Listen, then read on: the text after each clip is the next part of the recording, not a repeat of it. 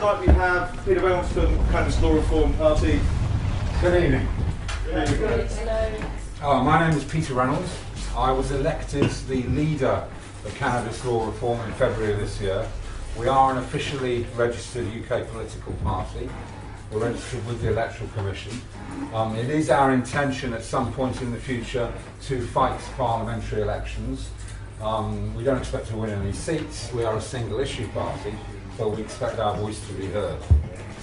I'm here today to talk to you about the truth about cannabis. Does it matter? Is really the key point. Why does the truth about cannabis matter? Why is cannabis an important issue? I'll talk to you about the history of prohibition, about how long cannabis has been prohibited for, about the endocannabinoid system, which some of you may have heard of or may not have heard of, about medicinal cannabis, the war on drugs, and then what we're really about, which is the war on prohibition. So does it matter? There's three reasons that I'm here today, and I'll tell you the third first of all.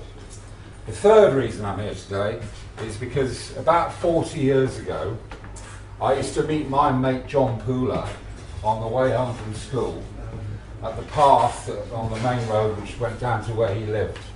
And one particular day he said to me, I've got it.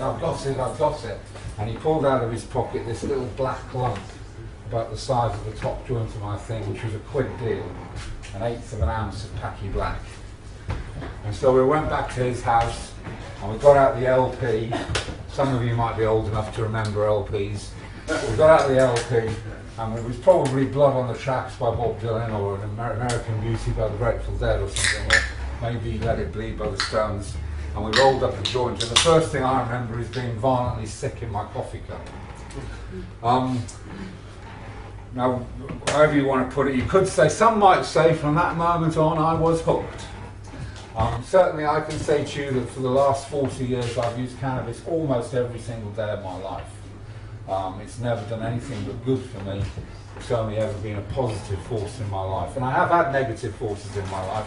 I've dabbled with other substances, but I can tell you that cannabis has only ever been a positive force for me. So that's the third reason that I'm here tonight. The second reason I'm here tonight is because it's become increasingly evident, and never more so than today, the colossal, the enormous cost of the prohibition of cannabis.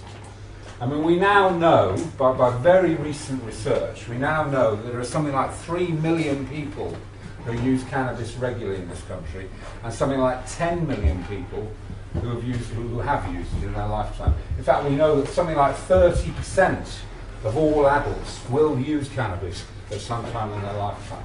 But we now know that the cost, the total value of the cannabis market in Britain is approximately £6 billion. Now, anything that occupies that amount of money, particularly when that amount of money is not in the legitimate economy, it's in the black economy, this affects everybody in the country. I mean, we'll all have seen every day almost stories about cannabis farms, or the ridiculous phrase they use, cannabis factories being busted. It's a daily occurrence. So that's the second reason I'm here, because it's a dreadful waste of money. I mean, the first significant thing I ever did in this campaign was in 1983.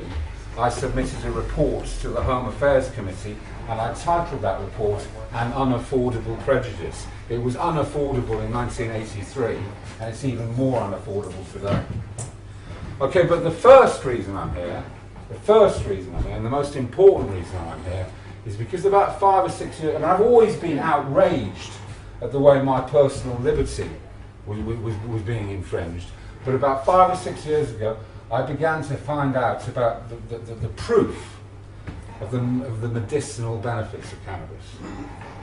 Science now explains why cannabis is almost a panacea, more than any other substance we know about. And that's where I'll come on and talk to you about the endocannabinoid system a bit later. But that's the key reason I'm here. And what I'd like to do now is try and show you this brief excerpt. The sound isn't very good. We'll try and show you this brief excerpt from a documentary called In Pot We Trust, which is about a medicinal user. And this is the sort of thing, it's an example of the sort of thing that really moved me and made me want to get involved with this campaign more seriously.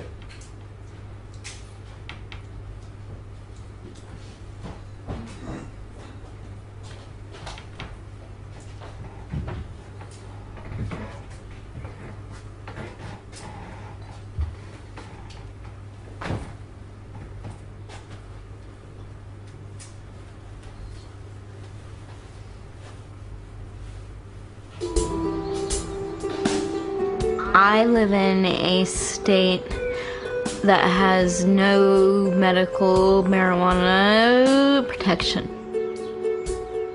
I was I'm born with cerebral palsy, which most noticeably manifests itself in a severe stutter,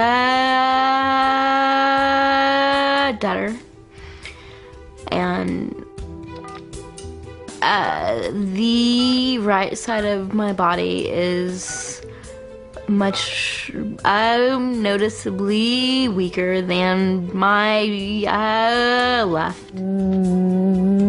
I have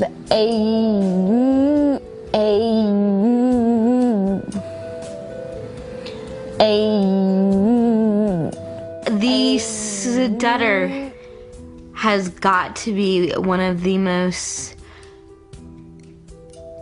stigmatizing disabilities invented by God. A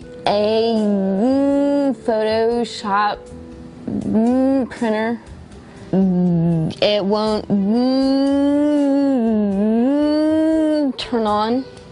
I was made fun of through elementary school, through middle school, through high school. I got my nose fractured because I went to slap a guy who made fun of me. I tried calling you before and I get hung up on. Hello? It's very humiliating. My right arm is always very painfully tense. I went through my entire childhood in pain because I couldn't move my muscles. I am a widowed young mother with 4 children. Tristan is 9, Jade is 6, Ulysses is 4, and Fiona's 2.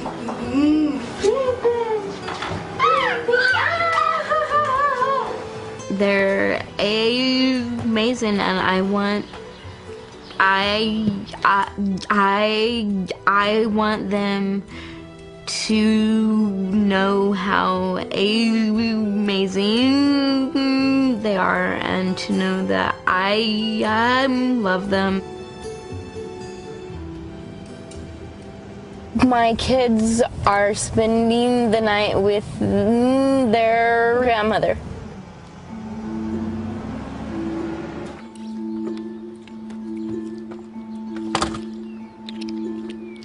The first time I realized that cannabis helped me was the first time I smoked it.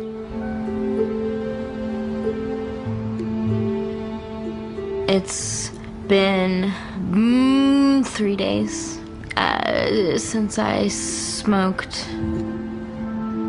I am hoping to find something in Kansas City. I smoke to be the mother my children deserve because they're really cool kids.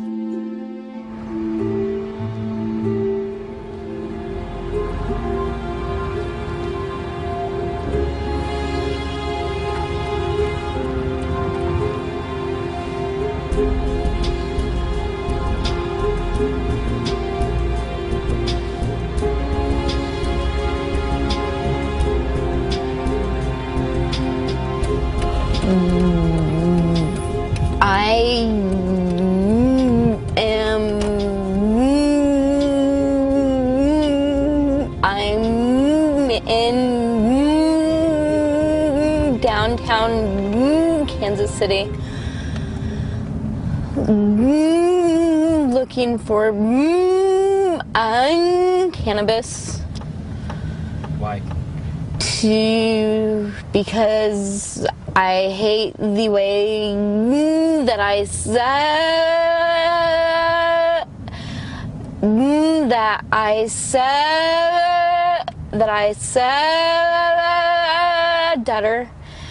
and it's the most effective treatment that I've found.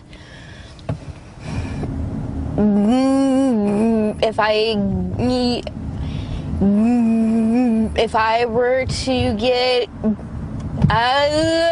busted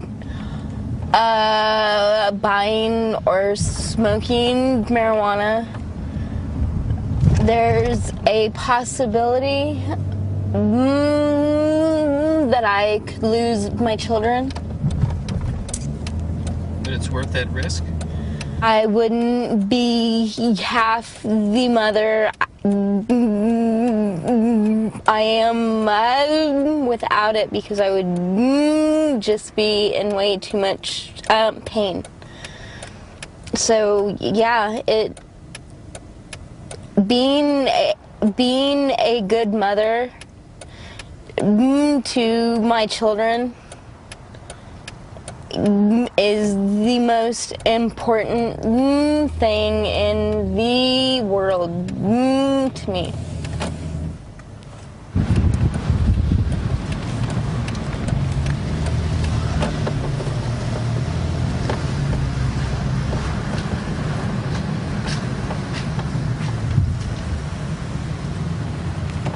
Here it comes. You doing it right here?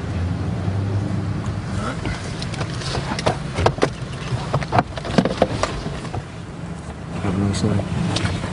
Thanks, you too.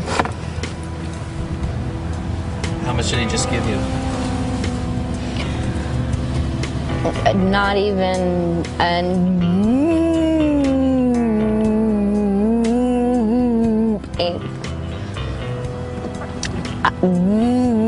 I have enough for maybe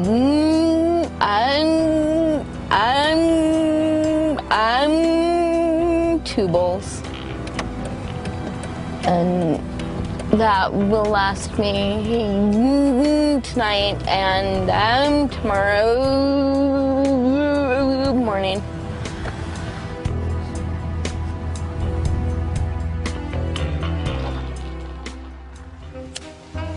I have such a wonderful life right now, even with my struggles, even with being terrified that I'm going to lose my children. I've got the 4 most fantastic children in the entire freaking world. So I feel very blessed.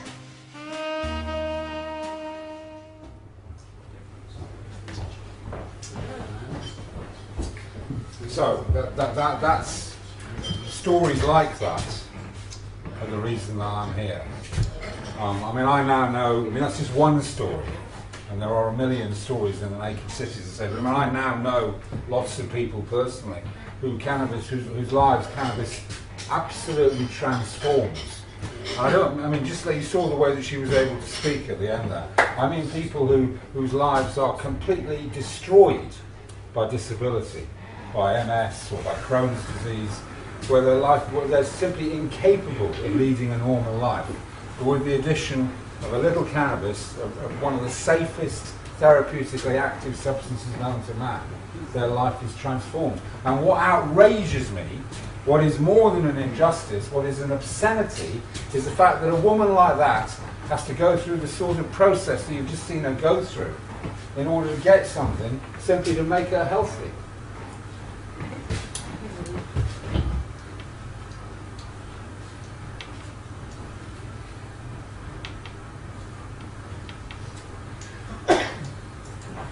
So yes, it does matter in my view. So why is cannabis prohibited? The first serious research into cannabis was done back in 1893 by something called the Indian Hemp Commission.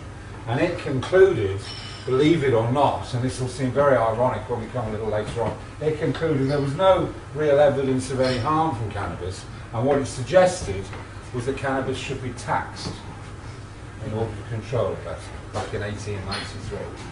And in 1925, the first Dangerous Drugs Act came about, and this really came about as part of the League of Nations, which was the forerunner of the UN. And then eventually, in 1961, the legal bill that now controls all of drugs, the UN Single Convention on Narcotic Drugs, was introduced. And this really, from that point on, really, cannabis became outlawed. The Wooden Report in 1969 famously was produced and again showed that there was no evidence of any deleterious effects of cannabis.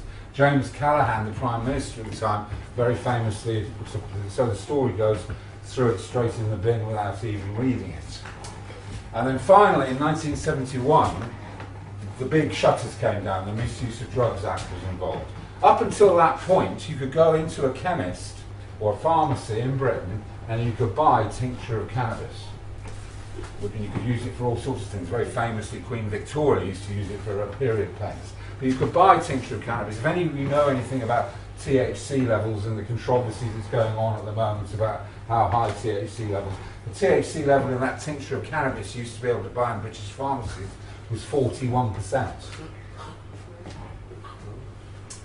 1998, the House of Lords Scientific Committee looked in detail at medicinal cannabis and recommended that it should be permitted, that it should be allowed. That was in 1998, so that, 20 years ago. In 2003, the Labour government downgraded cannabis to Class C, and then there was a furore, mainly from the Daily Mail, claiming that cannabis causes psychosis. And really, as a direct result of that, and I mean, this is, the Daily Mail is a much more pernicious influence on our politicians than the Murdoch press ever was. Mainly as a result of the Daily Mail, Gordon Brown stood up shortly after he became Prime Minister and said, "Skunk is lethal." Fact of the matter is, and I'll show you some more detail about this later, in order to achieve the lethal dose of cannabis, you have to take the equivalent of 20,000 joints in one go. So, what would you say? Sounds like a challenge. In the States, things are slightly different, but I mean, what you have to recognise is the reality in the world today is that the States has an organisation called the DEA, the Drug Enforcement Administration, which is a completely illegal organisation. It operates across national boundaries, it operates across jurisdictions, nobody controls it, not even the president.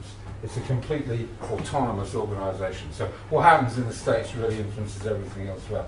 From 1920 to 1933, as you'll know, there was alcohol prohibition in the States, which led to almost exactly the same harms as we now have on drug prohibition. And then when alcohol prohibition eventually ended, there was a chap called Harry Anslinger, some of you may have heard of, who'd been very involved in enforcing alcohol prohibition. He was out of a job, so he moved over to marijuana. And he introduced something called the Marijuana Tax Act, which meant that you weren't allowed to sell marijuana without having a stamp, a tax stamp. The only problem was that none of the stamps were ever even printed. So it was effectively prohibition again. However, there was a problem then, because along came the Second World War, and suddenly they realised that hemp being simply a variety of cannabis, they realised that hemp is an incredibly valuable natural resource which was absolutely essential to the war effort. So instead of it being a crime to produce marijuana or hemp, it actually became compulsory. Farmers were actually forced to grow hemp during the war in America. In 1944, the mayor of New York introduced commissioned the LaGuardia report, which again said there were no obvious deleterious effects from the use of cannabis. The UN Single Convention was when the world joined together to prohibit, as it were. However, in 1996 in California, they introduced the Compassionate Use Act, which meant that the medicinal use of cannabis, or medical marijuana as they call it there, became possible.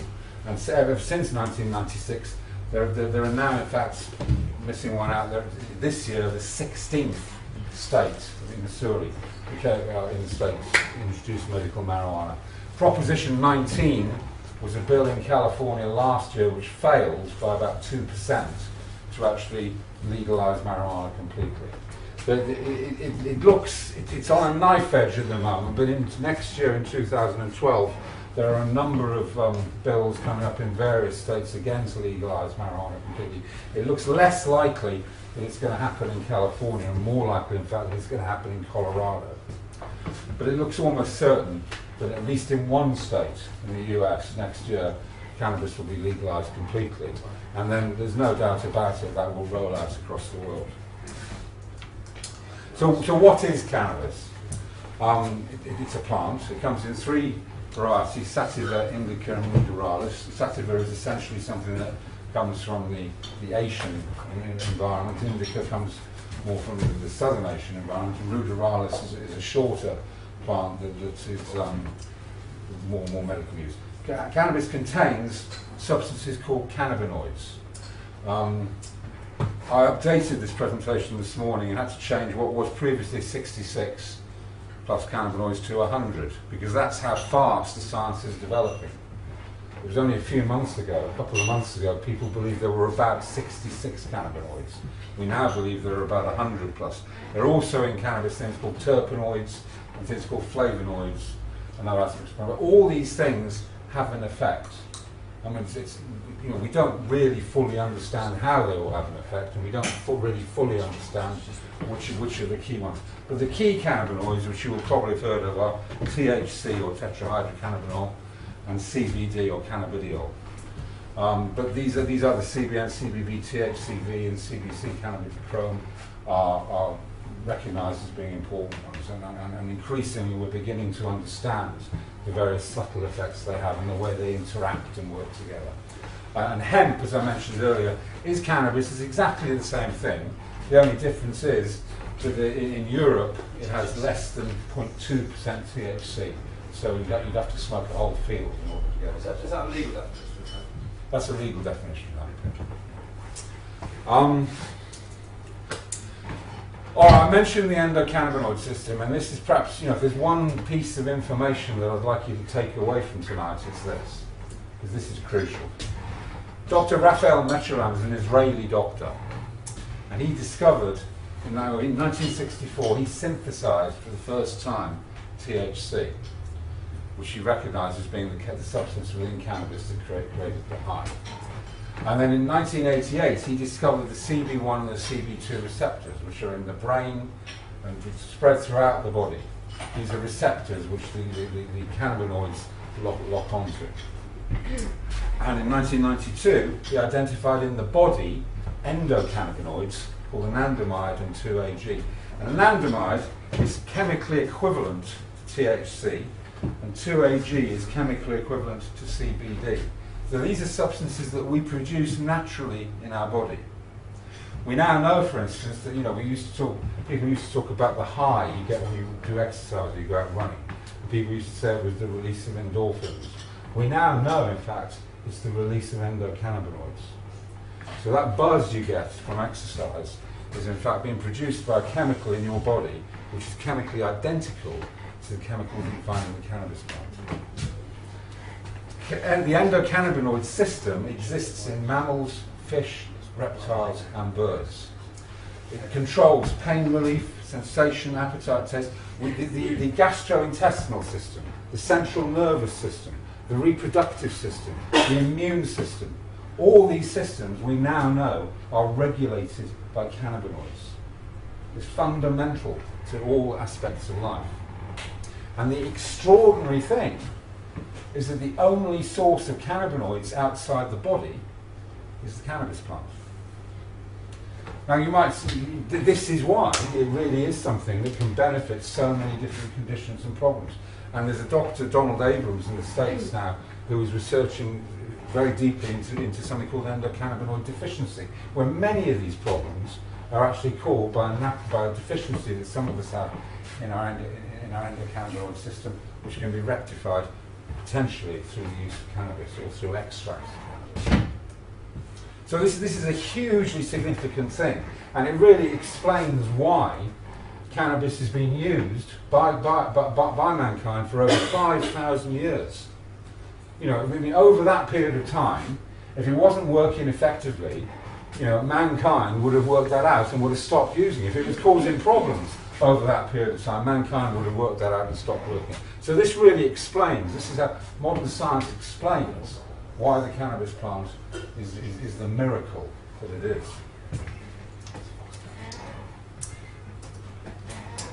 In terms of its medicinal properties, it can be an analgesic, it can affect pain, it can moderate pain, and CBD is the cannabinoid most well known for that.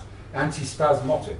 I mean, you will have heard of cannabis being used to treat MS, and that's undoubtedly the condition in which it's most well known. And spasticity, or spasms in MS, where you get uncontrollable movement of the limbs. It's extraordinary, and I've seen it with my own eyes many times now, how people who really can't get around at all, can't even get out of a chair, will smoke just a little tiny piece of cannabis, perhaps just one inhalation, as it were, and suddenly they can move around normally.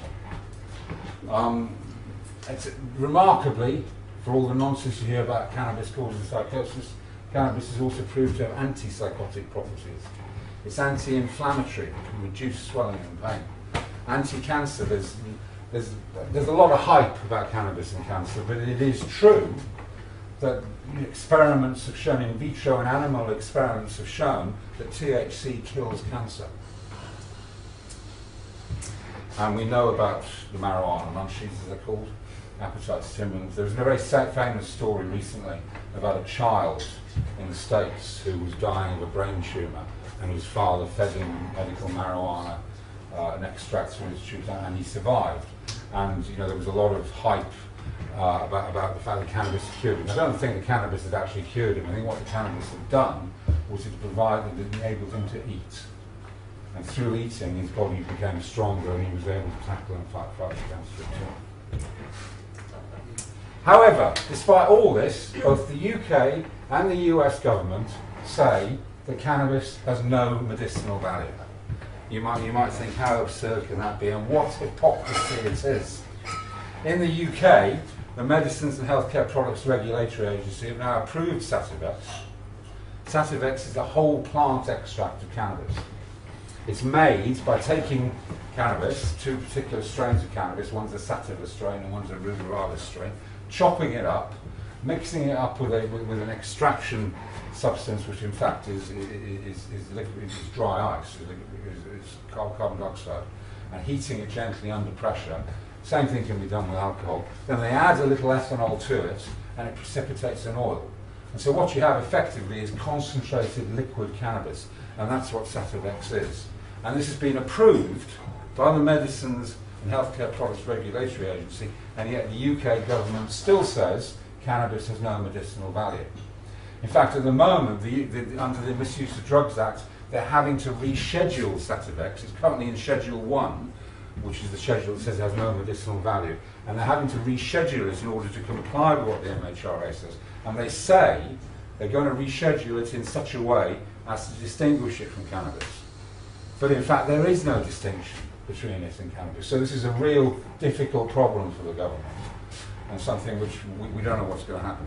In the US, they say the same thing, it has no medicinal value, yet in 2003, I think it is, the US government registered this patent. Alzheimer's disease. THC has been proven conclusively to slow down the rate of progression of Alzheimer's disease faster than any currently approved prescription medicine. And just as an indication, there is peer-reviewed scientific research on every single one of these conditions demonstrating the effectiveness of cannabis. And yet all the time, the US and the UK government say there is no medicinal value. So coming back to Sativex, it is a scam. I mean, I have mixed feelings about GW Pharmaceuticals, the makers of Sativex, because I mean, you know, I can only admire the fact that they are the first people to have brought the benefits of cannabinoid medicine to markets. And they did it, firstly, by making massive donations to the Labour Party, which then resulted in the Home Office giving them a unique licence. It's almost certainly unlawful. They're the only people in the country provided with a licence to grow approximately 20 tonnes of cannabis every year. Most of it's grown, I understand, where? On an industrial estate, Kent Science Park near Sittingbourne. That's good point. But Sativex has all been promoted with a white lie. Well, I call it a white lie. And that is, the white lie is that it isn't cannabis. What GW have gone out and promoted is the idea that Sativex is an extract of THC and CBD. But it isn't, and if you burrow down into it, and if you actually ask direct questions, if you even go on the GW Pharmaceuticals website, you will find out that it isn't an extract of THC and CBD. THC and CBD may be the two principal chemicals in it, but it contains everything else that naturally occurs in the plant. Sativex is sold at approximately 10 times the price that cannabis is sold on the streets. So in other words, what organised crime actually charges you to go out and buy a bit of weed, GW Pharmaceuticals is an even bigger criminal. It's charging you 10 times that much. And what about psychosis? What about this idea that cannabis causes psychosis? Well, if that was true, you'd think that on a bottle of Sativex, there'd be a great big warning saying, warning, may cause psychosis. The latest thing that's happening about Sativex is it's just been introduced for the treatment of cancer pain in a number of hospitals in Manchester, and about a month ago now there was a whole series of articles in the national press saying announcing the fact that Sativex was being used to treat cancer pain, and saying it doesn't give you a high. This was the big headline in the Sun, the Daily Mail, the Mirror. It doesn't give you a high, but it helps with the pain. If you actually look in the statutory document called the SPC, the Summary of Product Characteristics, and you look down, go through all the page after it, in adverse events, commonly euphoric mood. So when it actually comes to where they have to tell the truth, with the statutory document where they have to tell the truth, it tells you it gets you high. But when they come to actually marketing it and speaking to the press, they tell you it doesn't. So is cannabis safe? The most critical thing is there's never been a single death recorded anywhere in the world as a result of using cannabis, and this relates to what I was saying earlier on. The therapeutic ratio is a scientific term for measures the toxicity of a substance, and the ratio is about the effective dose to the lethal dose. So the effective dose to the lethal dose of alcohol is 1 to 20. You drink 1 unit of alcohol. If you drink 20 units of alcohol at once, potentially it can kill you. Same with aspirin. Take 1 aspirin, fine. Take 35 aspirin at a time, it'll kill you. Cannabis is at least 1 to 20,000. Another indication of safety. In 2009, there were over 1 million admissions to hospitals as a result of alcohol. There were 3,000 admissions to hospitals as a result of peanuts. There were 750 admissions to hospital as a result of cannabis. Mainly panic attacks. So the risk of psychosis, which is the big thing that the tabloids love, right? Alcohol is proven to cause psychosis in 1 to 2% of all users. There's something called Korsakoff syndrome. It's where what in fact is to do with is thiamine deficiency, where the alcohol prevents you absorbing the medicine. So it's actually proven to cause it. In tobacco, 80 to 90% of people diagnosed schizophrenic smoke cigarettes.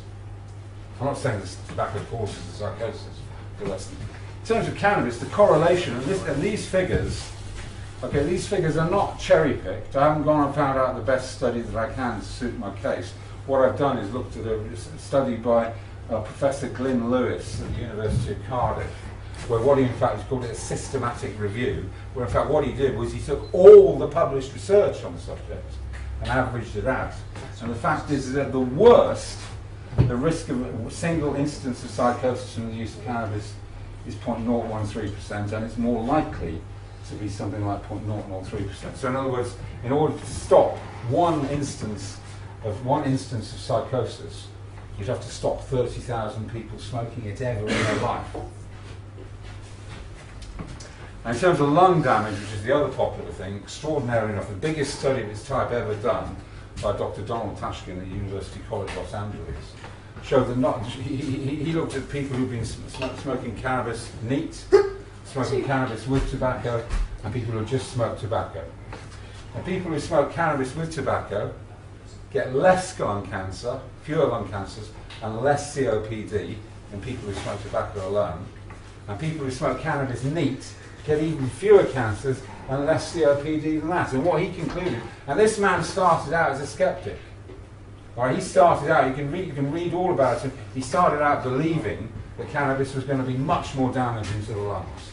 Well, the conclusion he actually came to was that there was no association between the use of cannabis and lung cancer or COPD, and in fact what it appeared to do was provide some protective effects.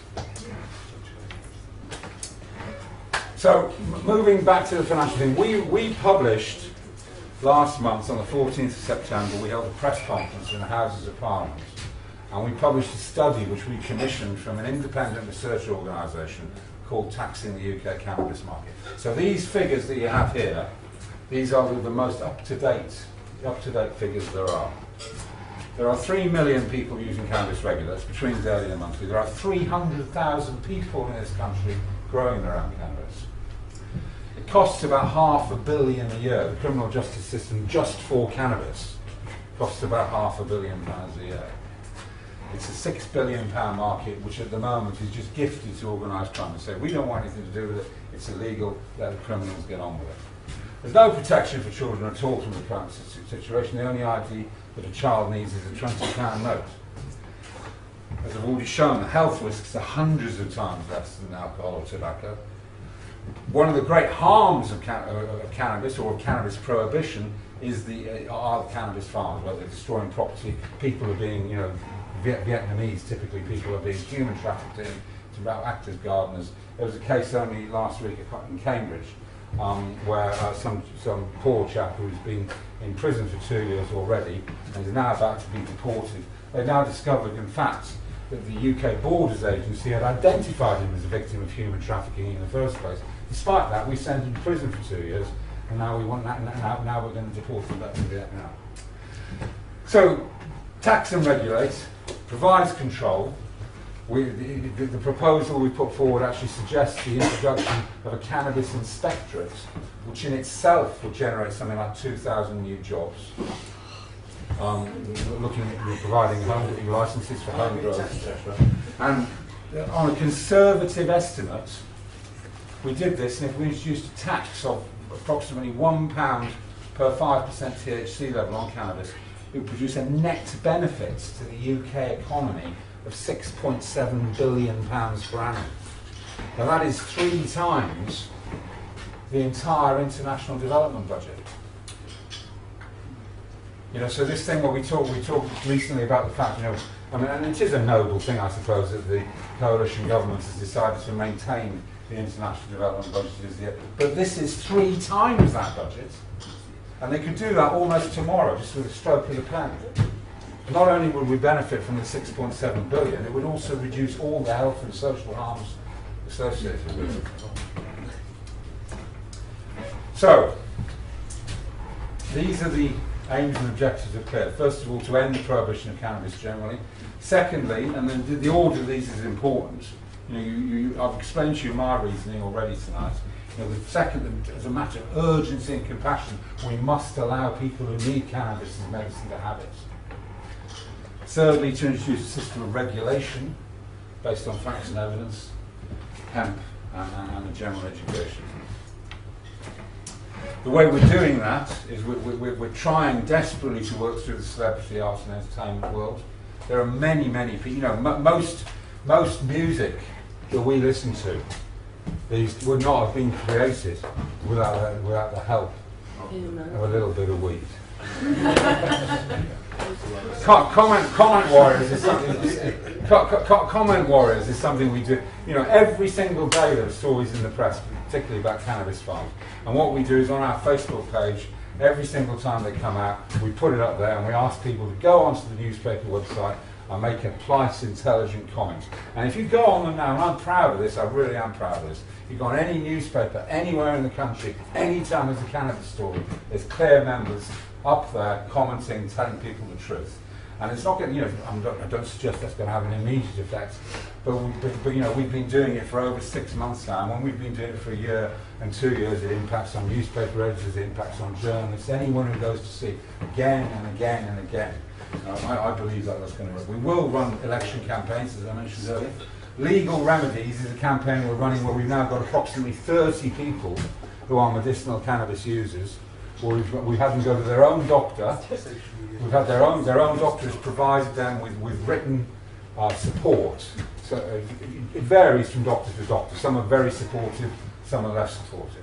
But then in addition to that, what we've done is we've identified doctors in Europe, one in Germany, one in Holland and one in Luxembourg, who are prepared to write prescriptions. So what we plan to do is to get these 30 people prescription. And then what we're going to do is they're going to apply to the Home Office for a license to import medicinal cannabis from Holland, where it's produced under government auspices. And the Home Office is going to say no. And we're then going to take the Home Office to judicial review. So we're going to take them through the courts. And there are various other the Press Complaints Commission is something I spend far too much time on. But I mean, I have sworn, I have vowed that every single time there are untruths, and they happen every day, printed about cannabis in the newspapers, I will call them to account. And we've read something like 40 complaints already this year. The truth about cannabis is clear. Thank you very much for listening.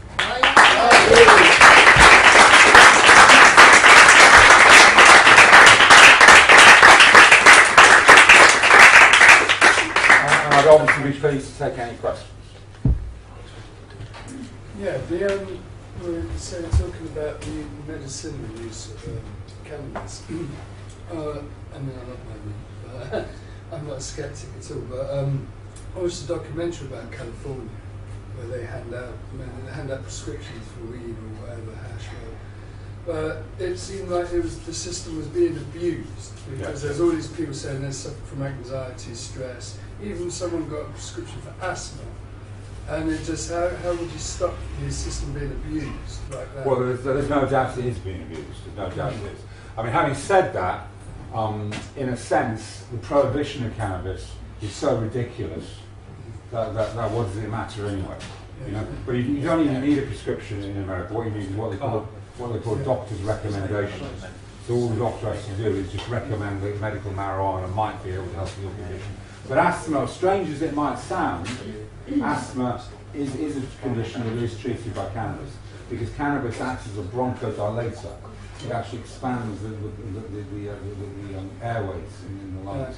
And if you look back, if you go on the internet and look up cannabis indica cigarettes, you will find that back in the end of the last century, the one before, the end of the 19th century, you could actually go into a chemist and you could buy a pack of cannabis indica cigarettes, ready rolled cigarettes, which were specifically for asthma.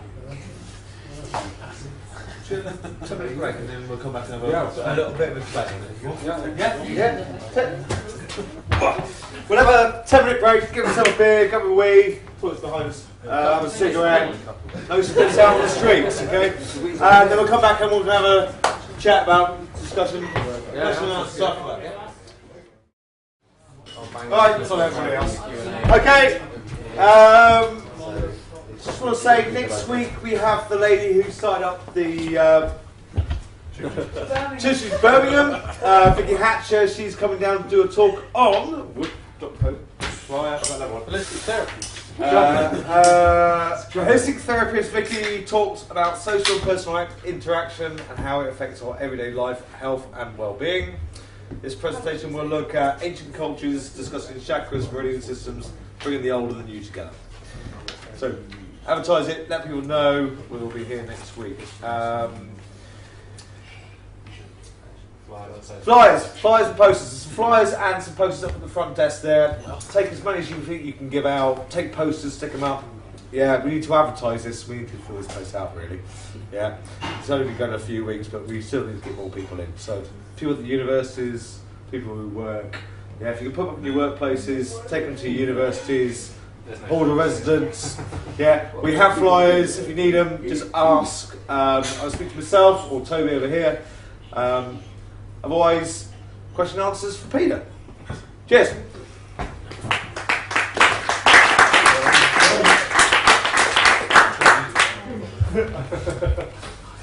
Anyone got any questions? Yeah, I wanted to know how, what the sketches at the moment regarding use of like growing hemp for not smoking not all medicinal, but I'm really interested in in all the other products like paper, like clothes, right, like bricks, like food, like all this amazing stuff. Like one plant can literally, if we can get to just get away with this. Okay. There's no doubt that hemp is a remarkable plant. I mean, I explained earlier on what happened in the States during the war. You know, they came along and banned cannabis, and then realised when the war effort started that they needed it desperately, and so in fact it was made compulsory for farmers to grow in the States. It is a remarkable plant. It offers the strongest natural fibre known to man, but it's not all. You know, I'm afraid that simply because I've looked into this in detail, a lot of people think hemp is going to save the world. And there is this hippie idea, and I'm a hippie, or I'm a hippie in a suit, but I'm a hippie, but there is this hippie idea that hemp is going to save the world, and it ain't going to save the world. It's not as miraculous as some people advocate. You know, it does need fertiliser to grow it. It does have disadvantages. I was explaining in the car to Toby that one of the great problems with hemp is that it is so strong, the hemp fibres are so strong, they actually destroy conventional farm machinery. You have to have much stronger and different farm machinery to harvest and process hemp. The great problem we have in Britain is there's only one hemp processing plant in Britain, and that's over in a place called Halesworth, near Ipswich. And you know, the trouble with that is that if you're a farmer and you're in Cumbria or Cornwall, then it's just impractical to grow it, because who are you going to sell it to?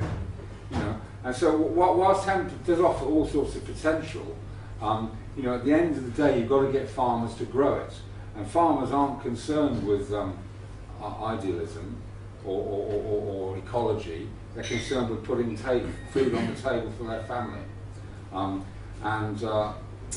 so whilst hemp offers huge potential, and it's a terrible, terrible waste that we don't make better use of it.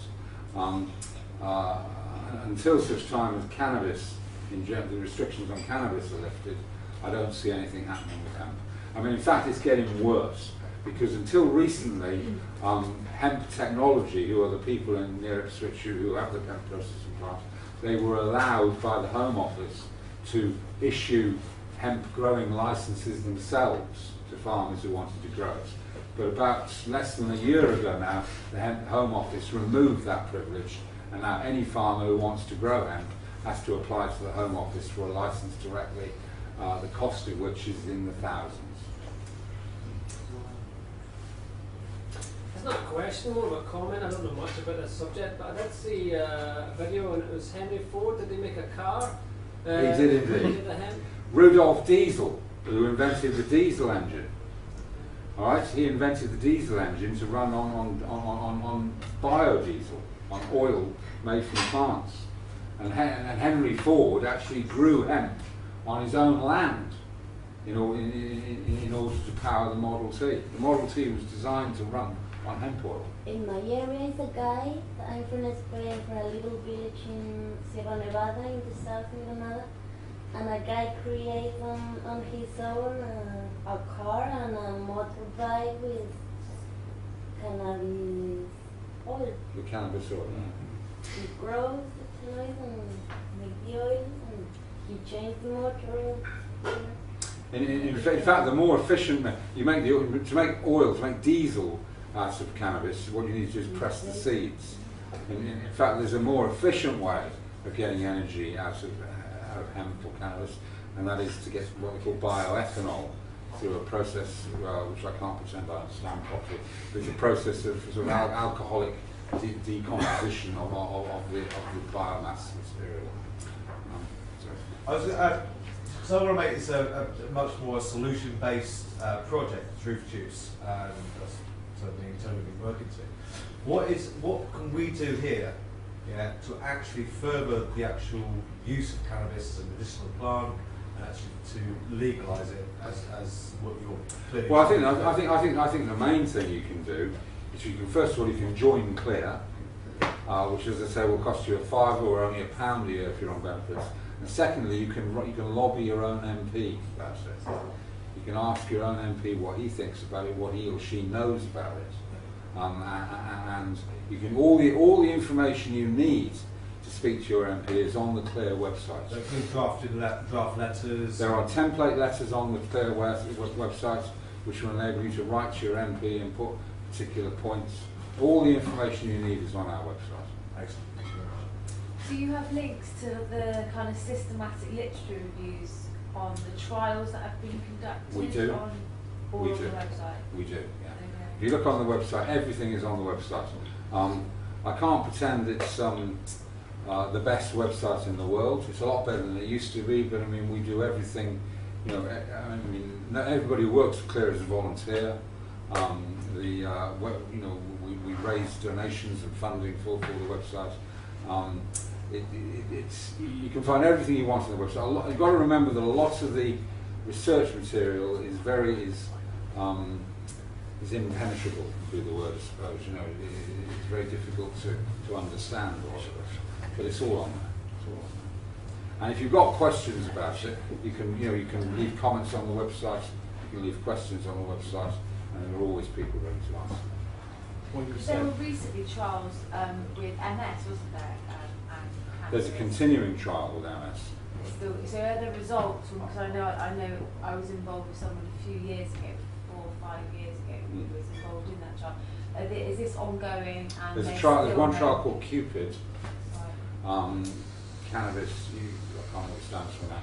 And there's another trial which I can't remember the name of, but yes, there are two specific trials going on throughout. One of the most remarkable things about cannabis and MS is that, generally speaking, it's thought to alleviate a lot of the symptoms, but in fact what they've discovered recently is that cannabis actually I can't remember the name of the chemical, but cannabis actually promotes the production of a chemical within the body that is directly implicated in repairing the myelin sheath. And the myelin sheath is the sheath that surrounds the spinal cord, and what multiple sclerosis is basically deterioration of that. The cannabis actually promotes the chemical in the body that repairs that sheath. So cannabis potentially offers the hope of some reversal of the condition. I was going to say, in addition to about what we can do, you were mentioning about putting comments on newspaper articles and what have you, and also we had someone a few weeks ago talking about what you can do to challenge one-sided arguments in newspapers and what have you, and generally phoning in TV shows when they have debates about legalisation. Phone in, speak the truth, tell them what you know, politely and nicely. Try not to do it too stone.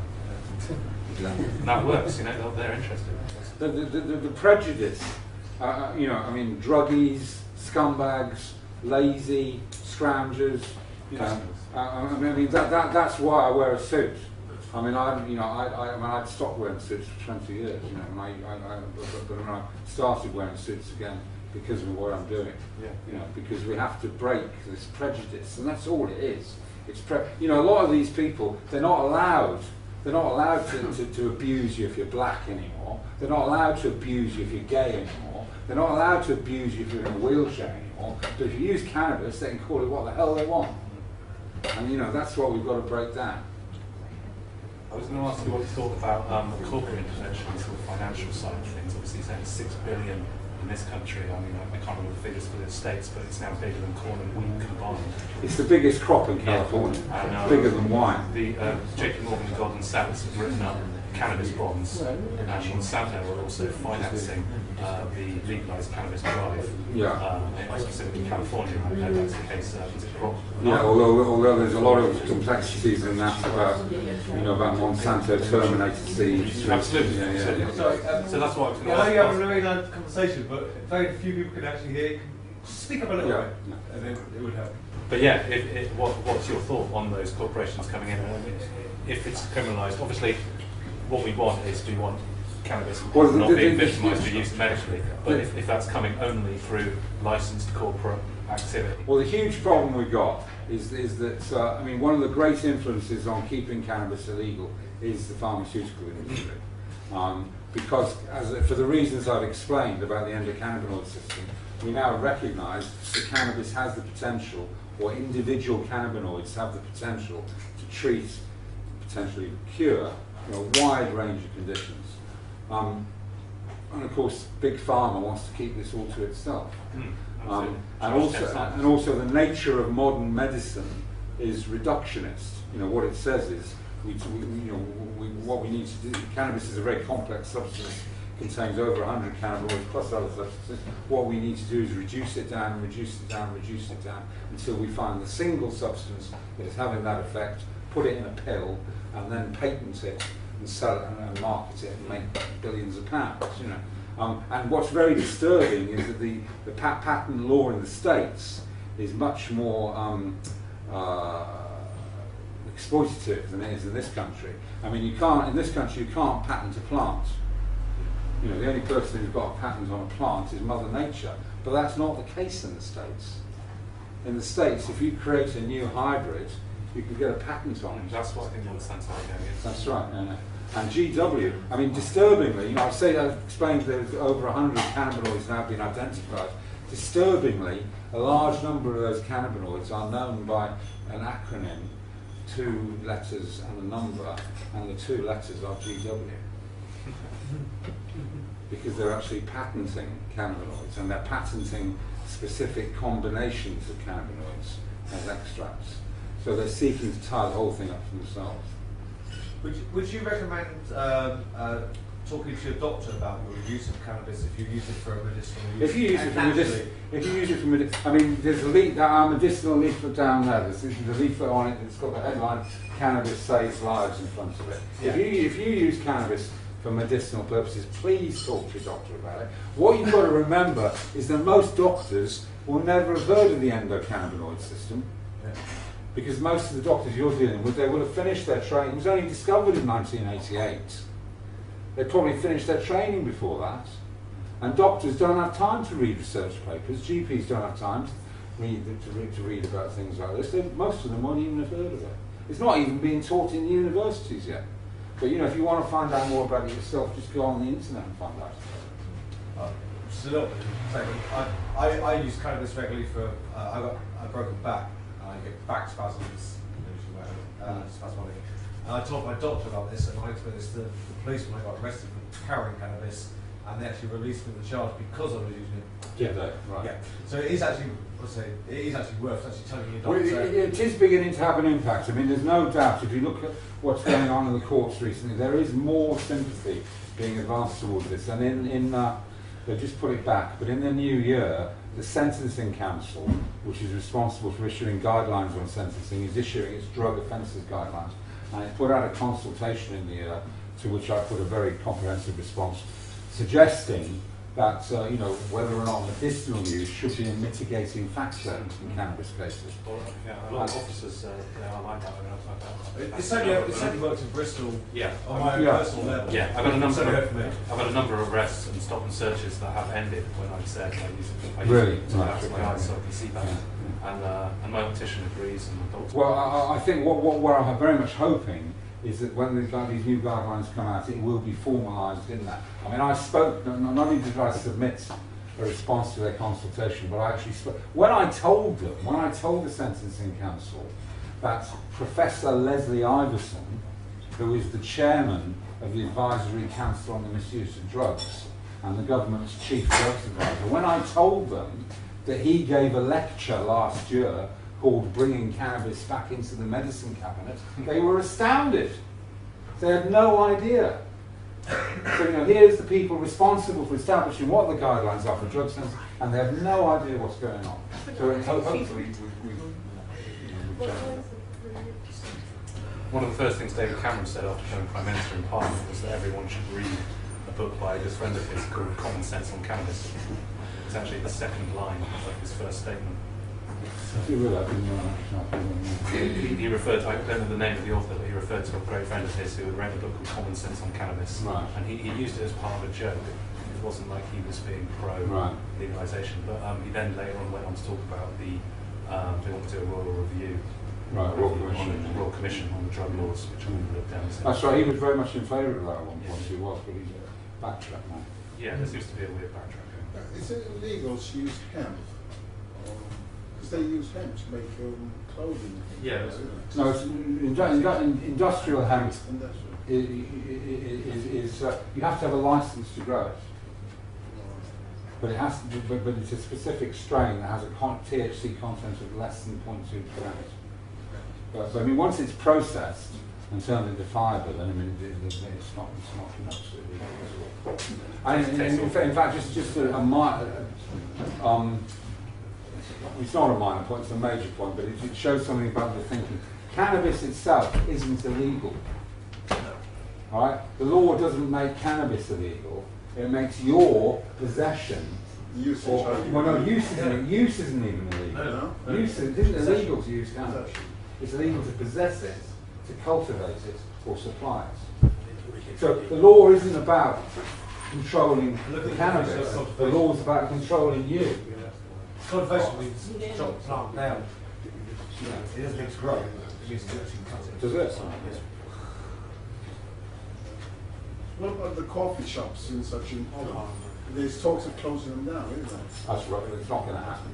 I mean, I can tell you already the city of Amsterdam has made it quite clear that it's called the Beats Pass or the Weed Pass, where the idea was that only Dutch citizens would be able to go into a coffee shop. Now that's almost certainly illegal under EU law anyway. But the city of Amsterdam has already rejected it and said they're not even going to consider it until the year 2015. Well, destroy the business tax. If you go outside of Amsterdam anyway, you go to places like Rotterdam, for instance, and there's other villages. The law that happens in Amsterdam doesn't really apply outside of Amsterdam. I mean, the point is, if no, you talk to people, but actually, most people in Holland don't actually buy anything in Holland. In Amsterdam, they go out. You can grow in Holland. You can grow up to 5 plants. Anyway, without fear of prosecution. So the other thing I wanted to mention, which Toby mentioned to me earlier on, I just wanted to clear this up because there's some confusion about there's a thing called the Schengen Agreement, which is an agreement. The main purpose of the Schengen Agreement is about travel within Europe and about the idea that you're not supposed to need passports, okay? Which you don't, generally speaking, if you're travelling by road on the mainland of Europe, okay? But what the Schengen Agreement also does is it provides protection for people to take prescribed medicines across borders. So, for instance, clearly, if you've got cancer or some terrible painful condition and you're prescribed oral morphine, then the Schengen Agreement provides protection for you to be able to travel with that around Europe without getting arrested for having a Class A drug. Now there was an understanding until about the autumn of last year that the Schengen Agreement protected people who'd been prescribed medicinal cannabis. So the idea was that what you could do was you could go to Holland or Belgium or Italy or Spain or Germany, in fact, countries in Europe where doctors prescribe medicinal cannabis. You could get a prescription and you could bring back 3 months' supply perfectly legitimately. And the Home Office actually confirmed in writing to a number of people that that was correct and they could do it. Unfortunately, it's not. And the reason it's not correct is because it all depends on your state of residence. You have to be resident in a state where cannabis can be prescribed. So it doesn't matter what your nationality is. You can be British, but if your state of residence is Holland, then you can do that. So if you're a British citizen with your British passport, and then you I don't know, register as a resident of Holland, Then you're okay. you're, And then you can legitimately, so in that case, or a Dutch resident or a Belgian resident could perfectly legitimately come to this country with their medicinal cannabis and they can use it without restriction. So we have a stunt in mind which we're trying to put together at the moment, which is to get a number of medicinal users from Europe to come over here. We're going to set up a little party on College Green outside the Houses of Parliament, and you know, we're going to medicate, to use their medicine. We're going to have, you know. And what are you going to do? Just observe? Well, we're going to have, you know, we're going to have Dutch residents, Belgian residents, Spanish, Italian residents in their wheelchair, able to use their medicine. British residents in their own country, not able to. Those people can go to jail for it. Those people can do whatever they want. Just Could someone in this country take it to the European courts and say, well, actually, we're using this for medicinal uses. It's illegal in 8 states in Europe. Yeah, well, I mean, that's half of Europe. Well, 2/3 of Europe. 2/3 of Europe, it's actually legal to get it for medicinal uses. Why can't we have it in a minority country? Absolutely. I mean, we've looked. I mean, that's what I explained to you earlier on. Where we're actually organising a number of people to apply for import licences from the Home Office. I mean, there's a number of legal routes you could take, but based on the advice we've had and the people we've talked to, we think that's the best one to try first. and is the import license because someone will need more than 3 months?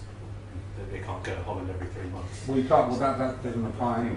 Right, If right. you're a British resident, you're not. Okay.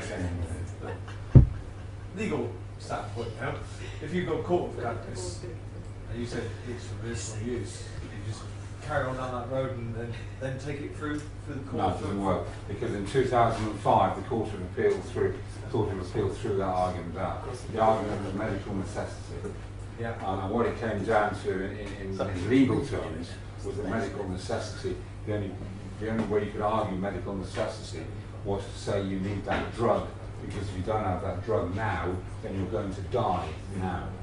That's how the court chose to do it. That's how the court chose to define it. But that's not the way they run countries, is it? No, I agree with you. I mean, that's the way the court chose to define it. And when the participants asked for leave to take it to the European Court, they were refused. That's basically. Yeah, I mean, I can't explain it. That's what happened. But yeah, so I just wanted to clarify that. So we've looked at all these legal routes, and there are a variety of legal routes.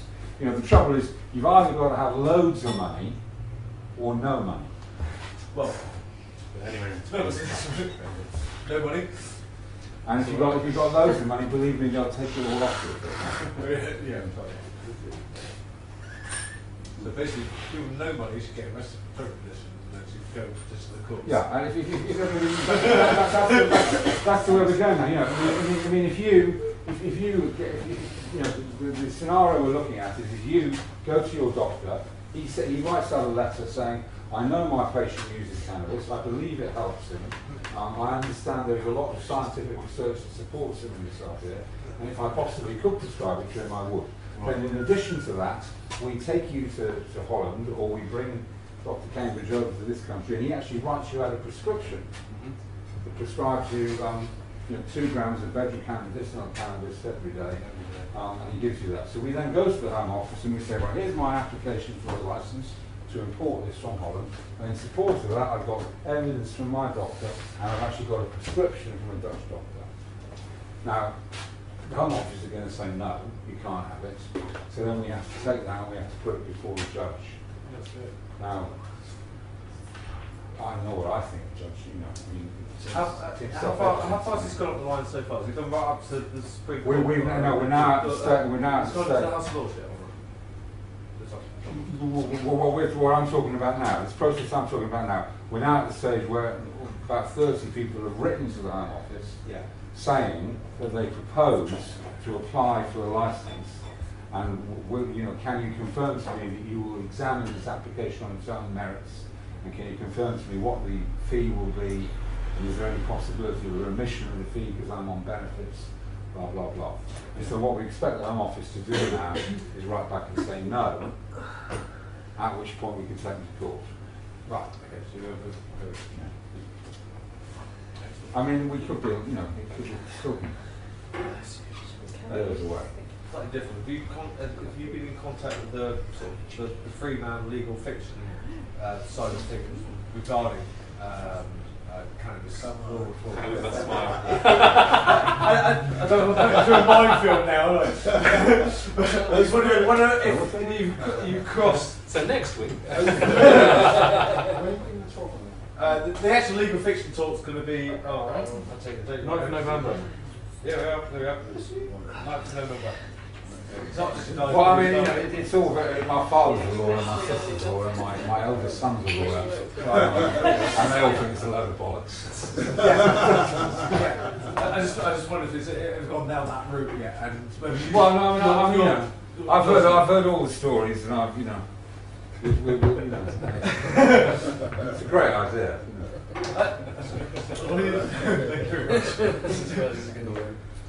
Legal fiction talks on 9th of November. I'm away.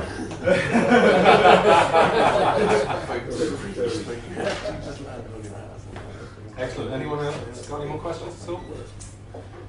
I have a quick question.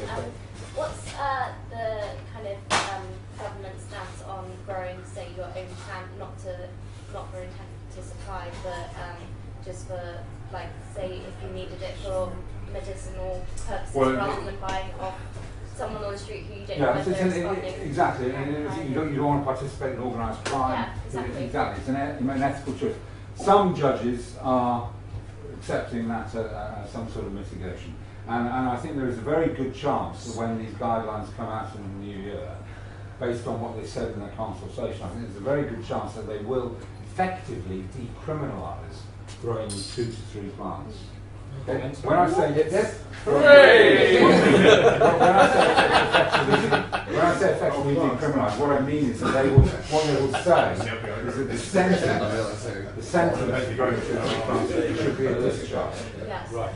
And so the sentences are going to be a discharge, and the police aren't going to be interested, and the CPS aren't going to be interested. Now, if that happens, which I think there's a very strong chance it would, if that happens, then what we will do is we will go all out to educate people about the best way to get the most possible yield out of growing 2 to 3 plants. So we have to strike a very important, but very fine balance there, though, because we can't be seen to. As it stands at the moment, if you had like 3 or 4 plants growing at home, what if the law came down? There was a mother and daughter in Worcester. The mother was 40-something, the daughter was 20-something. The mother had 5 plants. They got 20 months. First offence, no record. Where was this, sorry? Worcester. So the big mistake they made was they said they were doing it to make money and pay off their debts. So they said that they didn't find organised crime, they didn't want to risk going on the street, it might have been less common. They probably will. Everything else is I mean, what I would say to anybody I know, anybody I care about, you know, if you're going to, particularly people who, and I know a lot of people who grow 2 or 3 plants. You grow 2 or 3 plants. It's amazing what you can get from 2 or 3 plants. Yeah, it is amazing. It's incredible, mate. In fact, if you look on our website, you will see that we've put together a detailed plan how regulation would work. And our proposal for the way regulation should work is based on the maximum amount of light that we can use. Because that actually is what determines what you can produce. Because you can take one plant, and when I've seen this done, you can take one plant, you can train it up, and train branches off it, and you can apply different lights to it, and you can generate a huge amount off one plant. But what we propose in our model of regulation is you should be able to use a maximum of 1 kilowatt of lighting.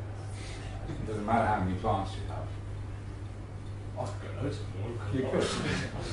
Definitely more than 3. That's what, you know. That total wattage was quad pump. I mean, in Belgium, you're allowed, in Holland, you're allowed to grow 5 plants. In Belgium, you're allowed to grow 1 plant.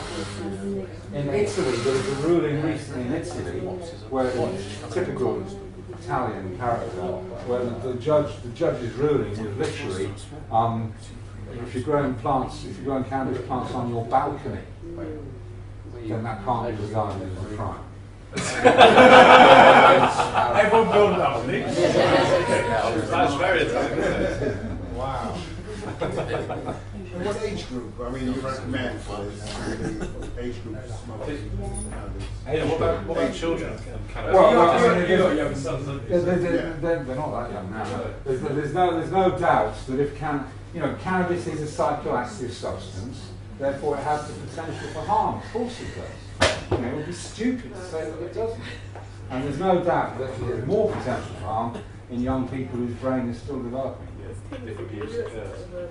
As does when your brain is developing, it has a quality they call plasticity, which means that its development is affected by what happens to it as it's developing, and that could be anything. It could be a drug, it could be a method, it could be a behaviour, it could be anything. It actually alters the way the brain develops, and so it's very dangerous to play with anything. Exactly. Yeah. But no, children shouldn't use cannabis. Basically, like kind of, they say occasionally panic attacks can happen to people. Is that not more because it's illegal? People are growing all these strains, and the balance of the natural how the plant would be is kind of out the cannabinoids and the THC levels, and then that's what could cause panic attack. Not the actual plant, because they've just kind of modified it so much. Well, I think there's truth in what you say. I mean, it's prohibition. It's like alcohol prohibition in the States. Moonshine. That's right. Yeah. And that's what we have nowadays. We have the equivalent of moonshine in cannabis. Where it's extremely high. The CBD counteracts the effects of THC. And CBD, also the other thing happens under prohibition where people are growing it and they want to harvest it as quickly as possible. CBD develops in the latter stages of the plant's growth. And what's happening a lot nowadays is people are cropping too early. And so it's got high THC and no CBD. That seems to be some of the skunk out there is like a bit. That's right. Yeah. However, there's a bit of a myth about that, because if you go and look at the very fine, I mean, you look in California, okay, well, since 1996 they've been using it. They're now growing, and it's not genetic engineering, that's a complete myth, right? It's selective breeding. They're now growing cannabis which has got THC levels of 28-30%, right? Which is incredibly high. Right? But the fact of the matter is that with all these discussions we have and all these concerns about THC, there's no doubt that THC is the most, I wouldn't use the word dangerous, it's the most psychoactive chemical. But despite all that, since 1996, more and more people in California, the rates of psychosis and schizophrenia haven't changed at all. So the paranoia of being arrested. Exactly. There's also the issue that a lot of dealers just want to make money and they want to make it heavier, so they dip it in stuff. They also So there is actually a health issue with like the protection of people that are trying to access something quite legitimately, as we're proving slowly, and they're getting the dark side of the black market again. Absolutely. So you see, there's a leaflet we've got down there with a campaign we run called Toke Pure, which is the most dangerous. This is a scientific fact. The most dangerous thing about cannabis is smoking it with tobacco.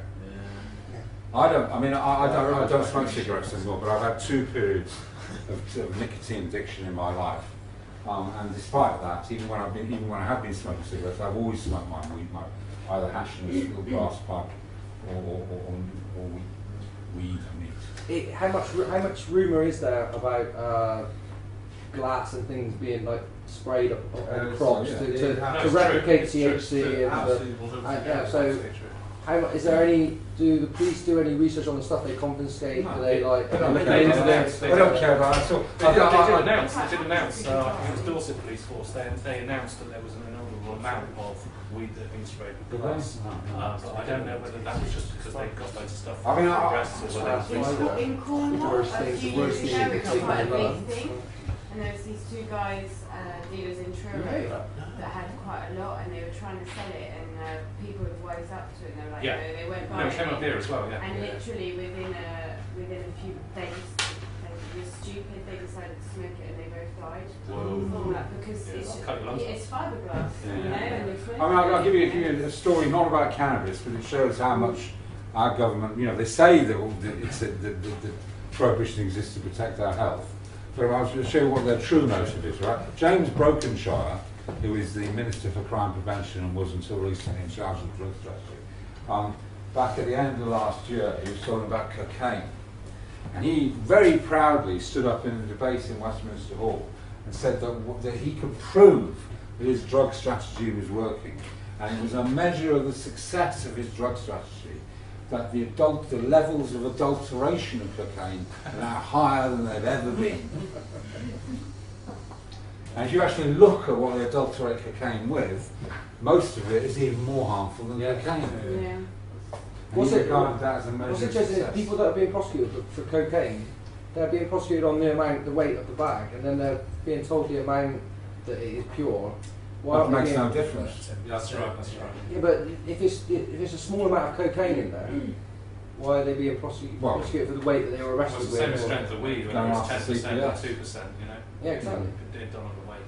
No, that's a CPS. I mean, it might be cheaper. But is there any evidence of research on anything because there's a huge body of people get arrested and stuff confiscated. What goes to it? It gets burned, it gets incinerated, or is it used to gather information? When I used to live in France, I had a friend whose dad used to basically sell it and give it to him to sell on. What the? It was Are you suggesting corruption in the police force? No! Be careful. Shock horror.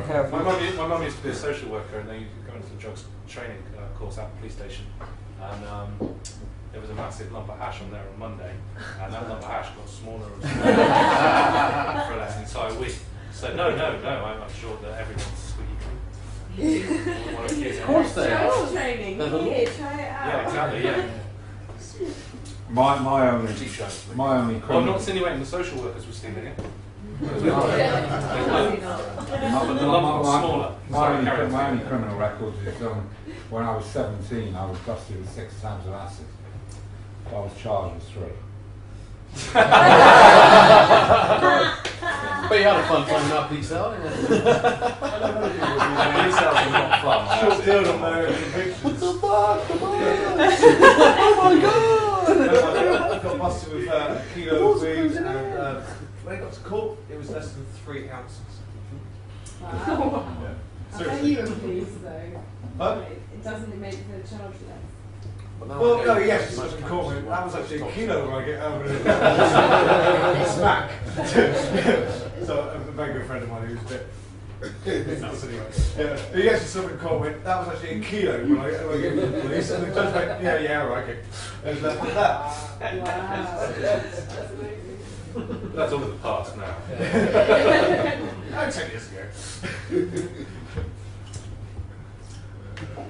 Anyways, let's see. I'm going to hit the road because I've got a 2-hour drive. Yep.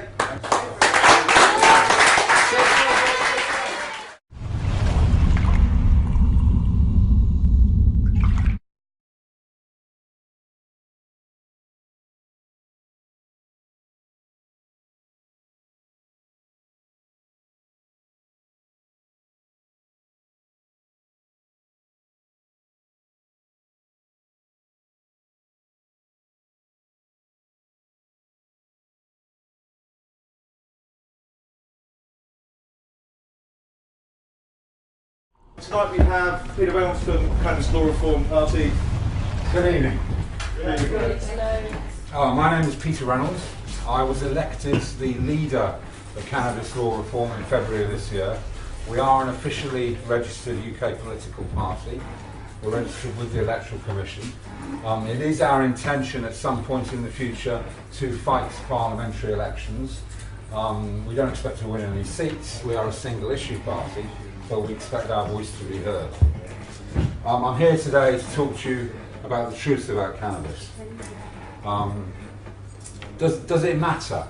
Is really the key point. Why does the truth about cannabis matter? Why is cannabis an important issue? I'll talk to you about the history of prohibition, about how long cannabis has been prohibited for, about the endocannabinoid system, which some of you may have heard of or may not have heard of, about medicinal cannabis, the war on drugs, and then what we're really about, which is the war on prohibition. So does it matter? There's three reasons that I'm here today, and I'll tell you the third first of all. The third reason I'm here today is because about 40 years ago, I used to meet my mate John Pooler on the way home from school at the path on the main road which went down to where he lived. And one particular day he said to me, I've got it. And he pulled out of his pocket this little black lump about the size of the top joint of my thing, which was a quid deal, 1/8 of an ounce of Packy Black. And so we went back to his house and we got out the LP. Some of you might be old enough to remember LPs. We got out the LP and it was probably Blood on the Tracks by Bob Dylan or American Beauty by the Grateful Dead or something, or maybe Let It Bleed by the Stones. And we rolled up a joint, and the first thing I remember is being violently sick in my coffee cup. A young mother with 4 children. Tristan is 9, Jade is 6, Ulysses is 4, and Fiona's 2.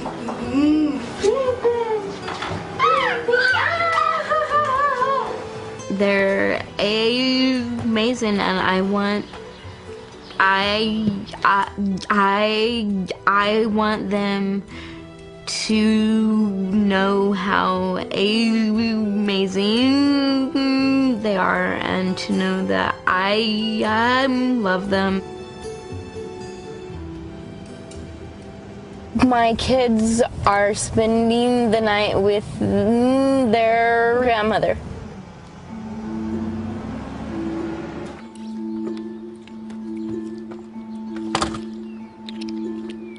The first time I realized that cannabis helped me was the first time I smoked it.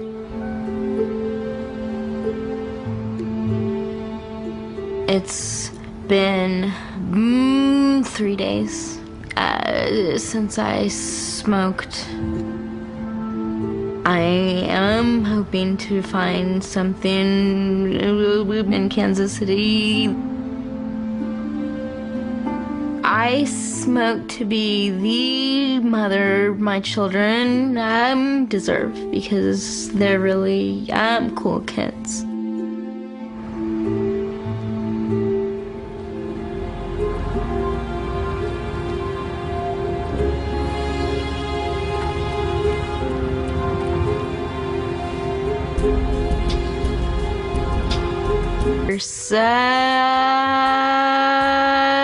Daughter, and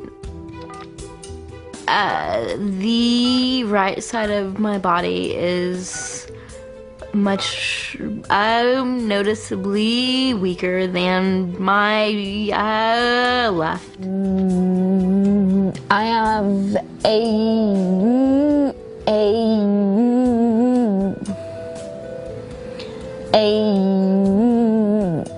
the stutter has got to be one of the most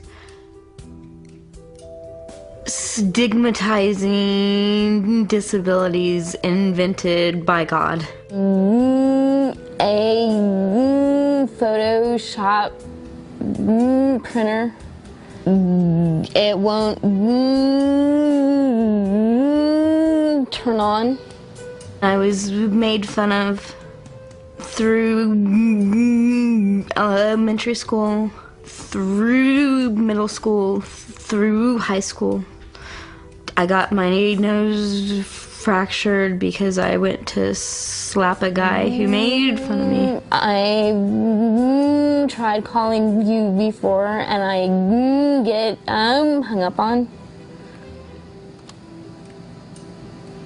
Hello? It's very humiliating. My right arm is always very painfully tense. I went through my entire childhood in pain because I couldn't move my muscles. I am a widow. I'm here. The first reason I'm here, and the most important reason I'm here, is because about 5 or 6 years, and I've always been outraged at the way my personal liberty was being infringed.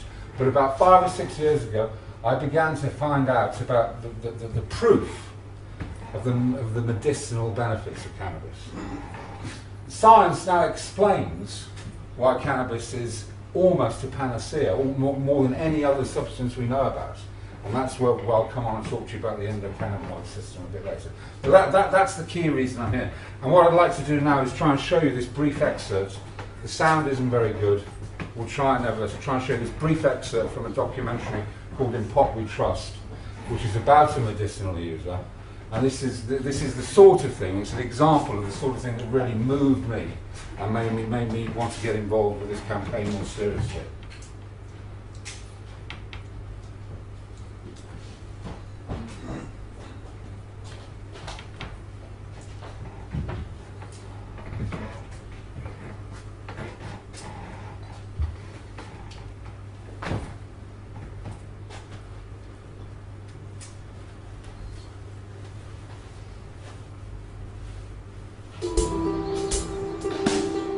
I live in a state that has no medical marijuana protection.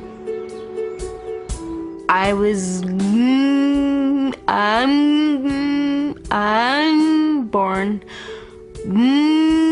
with cerebral palsy, which most noticeably manifests itself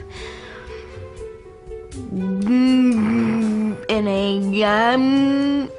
a severe. Now, however you want to put it, you could say, some might say, from that moment on, I was hooked. Certainly, I can say to you that for the last 40 years, I've used cannabis almost every single day of my life. It's never done anything but good for me. It's only ever been a positive force in my life. And I have had negative forces in my life. I've dabbled with other substances, but I can tell you that cannabis has only ever been a positive force for me. So that's the third reason that I'm here tonight. The second reason I'm here tonight is because it's become increasingly evident, and never more so than today, the enormous cost of the prohibition of cannabis. I mean, we now know, by very recent research, we now know that there are something like 3 million people who use cannabis regularly in this country, and something like 10 million people who have used it in their lifetime. In fact, we know that something like 30% of all adults will use cannabis at some time in their lifetime. But we now know that the total value of the cannabis market in Britain is approximately £6 billion. Now, anything that occupies that amount of money, particularly when that amount of money is not in the legitimate economy, it's in the black economy, this affects everybody in the country. I mean, we'll all have seen every day almost stories about cannabis farms, or the ridiculous phrase they use, cannabis factories being busted. It's a daily occurrence. So that's the second reason I'm here, because it's a dreadful waste of money. I mean, the first significant thing I ever did in this campaign was in 1983. I submitted a report to the Home Affairs Committee, and I titled that report An Unaffordable Prejudice. It was unaffordable in 1983, and it's even more unaffordable today. Okay, but the first reason